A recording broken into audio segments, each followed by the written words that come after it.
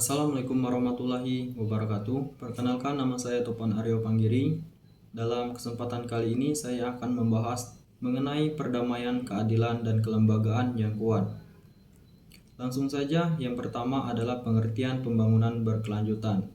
Pembangunan berkelanjutan atau sustainable development adalah pembangunan yang mengupayakan pemenuhan kebutuhan masa kini dengan tidak menurunkan atau mengurangi kemampuan generasi di masa depan dalam memenuhi kebutuhan generasi yang akan datang. Menurut Emil Salim, mengemukakan pembangunan berkelanjutan mengharuskan kita mengelola sumber alam serasional mungkin. Ini berarti bahwa sumber-sumber daya alam bisa diolah asalkan secara rasional dan bijaksana. Untuk ini, diperlukan pendekatan pembangunan dengan pengembangan lingkungan hidup, yaitu eco-development.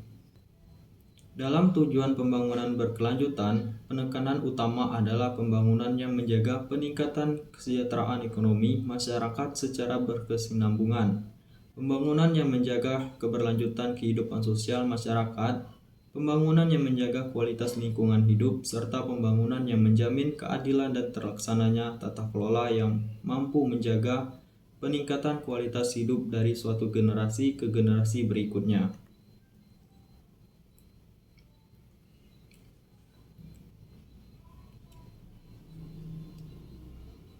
Yang selanjutnya, keadilan. Dalam Kamus Umum Bahasa Indonesia, kata keadilan yang berasal dari kata dasar adil dan mendapat awalan ke dan akhiran. Makna kata adil mempunyai arti kejujuran, kelurusan, dan keikhlasan yang tidak berat sebelah, netral atau seimbang, sehingga keadilan mengandung pengertian sebagai suatu hal yang tidak berat sebelah atau tidak memihak dan tidak sewenang-wenang. Yang selanjutnya, perdamaian ialah suatu kata yang menunjukkan sebuah kondisi atau keadaan yang harmoni, aman, dan tidak sedang terjadi peperangan, memiliki keserasian, dan tentunya memiliki pengertian satu sama lain. Dan kelembagaan. Nugroho tahun 2010 dengan view yang lebih harmoni menyatakan bahwa kelembagaan sebagai aturan main, norma-norma, larang-larangan, kontrak, kebijakan, dan peraturan atau perundangan yang mengatur dan mengendalikan perilaku individu dalam masyarakat atau organisasi untuk mengurangi ketidakpastian dalam mengontrol lingkungan serta menghambat munculnya perilaku oportunis dan saling merugikan sehingga perilaku manusia dalam maksimumkan kesejahteraan individunya lebih dapat diprediksi.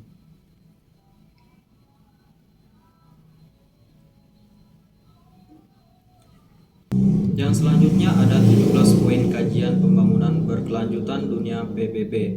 Yang pertama itu ada tanpa kemiskinan, yang kedua tanpa kelaparan, ketiga kehidupan sehat dan sejahtera, keempat pendidikan berkualitas, kelima kesetaraan gender, 6 air bersih dan sanitasi layak, yang ketujuh energi bersih dan terjangkau, yang ke-8 pekerjaan layak dan pertumbuhan ekonomi, yang ke-9 industri inovasi dan infrastruktur, yang ke-10 berkurangnya kesenjangan, yang ke-11 pemukiman, 12 konsumsi, 13 iklim, 14 ekosistem kelautan, dan yang ke-15 ekosistem kelautan, 16 perdamaian, keadilan, dan kelembagaan yang tangguh, yang ke-17 berkelanjutan.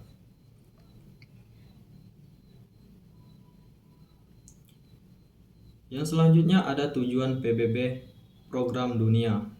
PBB adalah organisasi internasional yang memiliki peran sangat penting di masa kini. PBB adalah sebuah organisasi internasional utama dan universal yang didedikasi untuk mewujudkan keamanan serta perdamaian dunia. Dasar pendirian dari PBB ini merupakan usaha kedua dalam membentuk atau mendirikan sebuah organisasi internasional bersifat universal dengan tujuan pokoknya yakni menjaga perdamaian di bawah suatu sistem keamanan kolektif. Jika ditinjau dalam piagam PBB, dinyatakan bahwa tujuan PBB ini diantaranya memelihara keamanan serta perdamaian, menjalin hubungan sahabat antar bangsa, mengupayakan kerjasama internasional pecahan masalah budaya, sosial, ekonomi, serta kemanusiaan sekaligus memberikan penghormatan atas kebebasan dan hak asasi manusia, sekaligus menyelaraskan tindakan dari negara-negara di dalam mewujudkan tujuan.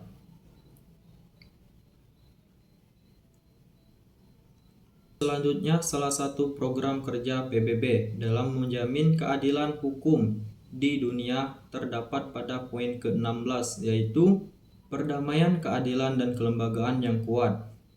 Mengupayakan perdamaian, keadilan, dan kelembagaan yang kuat, meningkatkan masyarakat yang damai, mewujudkan penegakan keadilan dengan memberi akses pelayanan yang mudah dan sama bagi semua orang, dan membangun berbagai lembaga yang efektif, bertanggung jawab, dan inklusif di semua kalangan. Sama seperti poin lainnya, poin ke-16 memiliki beberapa target yang harus dicapai hingga 2030, yaitu yang pertama yaitu mengurangi segala bentuk kekerasan dan tingkat kematian akibat kekerasan secara signifikan. Yang kedua, mengakhiri segala bentuk eksploitasi, pelecehan, jual beli manusia, dan kekerasan terhadap anak-anak.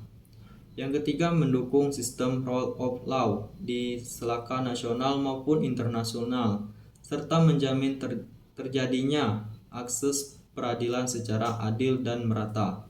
Yang keempat, hingga tahun 2030, penggelapan uang dan penyebaran senjata ilegal harus dikurangi secara signifikan, meningkatkan proses pemulihan dan pengembalian aset yang dicuri, dan memberantas segala bentuk kejahatan yang terorganisir.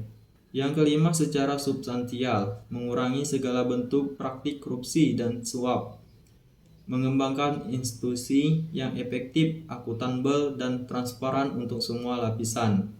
Yang ketujuh, memastikan pengambilan keputusan yang responsif, inklusif, partisipatif, dan representatif untuk semua lapisan. Yang selanjutnya ada program Bupati dalam Keadilan Perdamaian Kabupaten Kaur. Terwujudnya Kabupaten Kaur yang bersih, sejahtera, energik, dan religius, berseri dengan pemerintahan profesional dan berkeadilan, yaitu yang pertama adalah memperkuat tata kelola pemerintah yang bersih, efektif, dan demokratis dan transparan. Yang kedua, menerapkan tata kelola pemerintah yang baik dan menerapkan prinsip-prinsip pembangunan berkelanjutan. Yang ketiga, meningkatkan kemampuan aparatur pemerintah daerah sesuai dengan bidang kerjanya masing-masing. Yang keempat, meningkatkan sinergi dan kerjasama dengan pemerintah pusat, pemerintah provinsi, pemerintah daerah sekitar, dan seluruh instansi vertikal yang berada di wilayah Kabupaten Kaur. Yang kelima, meningkatkan kesehatan secara efektif, efisien, terjangkau, dan holistik. Yang keenam, memastikan penduduk usia pendidikan dasar dan menengah dapat bersekolah dengan biaya yang terjangkau. Yang ketujuh, meningkatkan kemampuan masyarakat, khususnya pemuda, untuk mengelola dan mengelola potensi, komoditas maupun lokasi yang tersedia di desa masing-masing dengan skema industri kreatif. Yang ke-8, membuka peluang investasi dengan mempromosikan ketersediaan lahan, energi, dan tenaga kerja untuk industri dan manufaktur. Yang ke-9, menentukan pembangunan infrastruktur khususnya jalan dan jembatan yang dapat mendorong pertumbuhan ekonomi pada 2 tahun pertama. 10, membangun ketahanan pangan dengan menguatkan sektor pertanian dan peternakan. Itulah yang dapat saya sampaikan dalam mengenai perdamaian, keadilan, dan kelembagaan yang kuat. Saya akhiri. Wassalamualaikum warahmatullahi wabarakatuh.